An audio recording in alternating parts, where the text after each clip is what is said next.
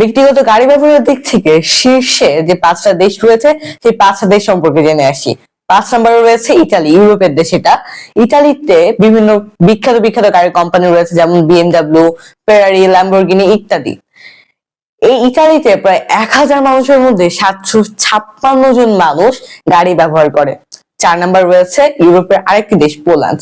পোল্যান্ডের রাস্তায় প্রায় পুরাতন নতুন সব মডেলের গাড়ি দেখতে পাওয়া যায়। 1000 মানুষের মধ্যে প্রায় 761 জন মানুষ এই গাড়ি ব্যবহার করে। 3 নম্বরে রয়েছে মার্কিন যুক্তরাষ্ট্র বা USA, United states of America. United states of আমেরিকাতে প্রায় 1000 মানুষের মধ্যে 860 জন মানুষ গাড়ি ব্যবহার করে। আমেরিকাতে একটা বাড়িতে 2-3টা গাড়ি অস্বাভাবিক কোনো বিষয় না। 2 নম্বরে রয়েছে নিউজিল্যান্ড। নিউজিল্যান্ড একটা দ্বীপরাষ্ট্র এবং অনেক দূরে ওশেনিয়া মহাদেশে অবস্থিত। নিউজিল্যান্ডে প্রায় 1000 মানুষের মধ্যে 869 জন মানুষ ব্যবহার করে গাড়ি, ব্যক্তিগত গাড়ি। নিউজিল্যান্ডের মানুষ নাকি গাড়ি ছাড়া চলতেই চায় না, 5 মিনিটের দূরত্ব তারা গাড়ি ব্যবহার করতে চায়। সবার প্রথমে রয়েছে দ্বীপরাষ্ট্র সান মেরিনো।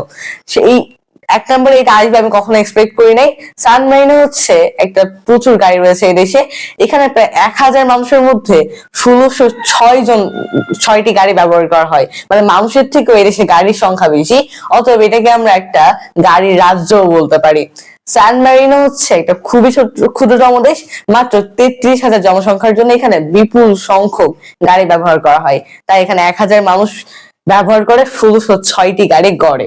এটা ভাবতে অবাক লাগে।